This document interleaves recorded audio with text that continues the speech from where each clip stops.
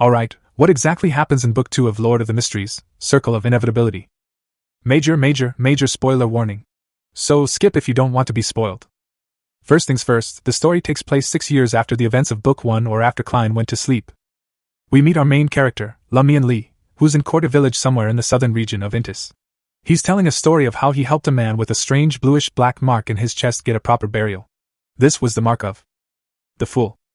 Klein, who noticed Lumian because of this and marked him, not just for helping his believer, but because Klein sensed Lumian playing a huge role in his dream. The first volume is basically this. A harmless spring festival is overtaken by occultists who worship an evil god, and this leads to dire consequences. The important characters aside from Lumian are these. 1. Aurora Lee, Lumian's adoptive sister. She is one of the transmigrators that Klein released from Sapphira Castle. She transmigrated into the body of Rush Lee's Sanson. The Sanson family believe in the Circle of Inevitability, an outer deity. Naturally, Aurora, a normal person, runs from this. However, she has a case of personality disorder and maybe schizophrenia where sometimes her personality would switch between her and the real Rush Lee's Sanson.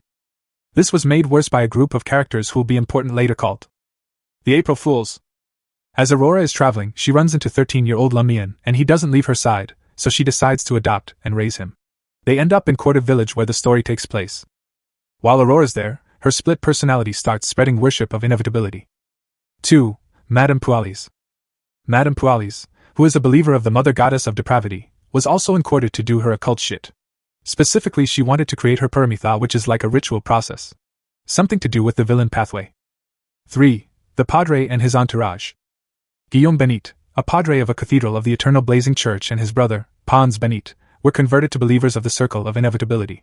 The padre was tired of not getting a promotion after so many years, while Pons Benit lost his girl to a sickness, and hated how he had prayed to his god and saints and gotten no help or response.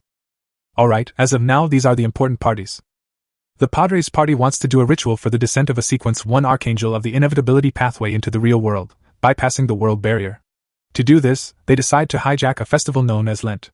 Lent has nothing to do with Orthodox churches but was also harmless, so was left to be. The Great Mother, noticing this, also wants to take advantage and use the opportunity to set up her own seeds to be exploited in the future. Let's not focus too much on her right now. But the important thing you should know is Madame Pualis, who represents the Great Mother, has intimate relations with the Padre, who represents the eternal blazing sun, and this gives birth to 2 children. One disappears from the cradle and the other Pualis runs away with. This will all only be important later.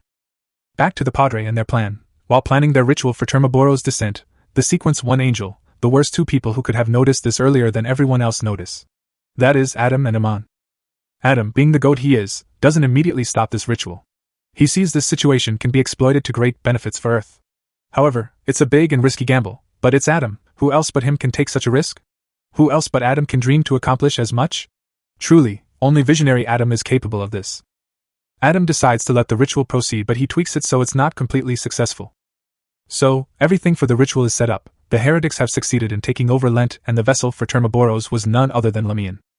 While the ritual proceeds, Aman, who, remember, had gone to the cosmos at the end of Book 1, sneaks up behind Termaboros.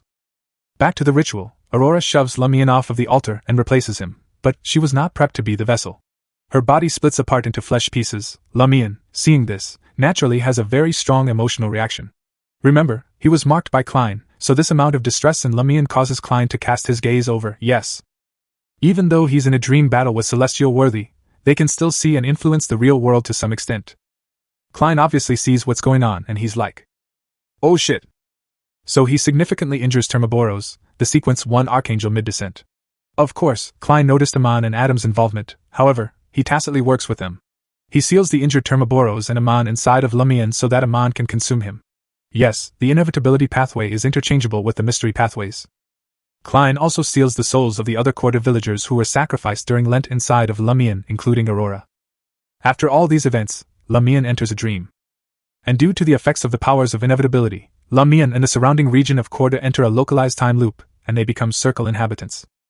This dream is where the story starts and is how Lumian slowly figures out it's a dream, but it's not a cop-out of.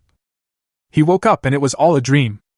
No, he still interacts with the real world, but he just confuses the real world and dream world. So yeah, that's basically what happens in Volume 1 of Circle of Inevitability. Some other plotlines and foreshadowing were set up in this volume, so it's still important you read it for yourself.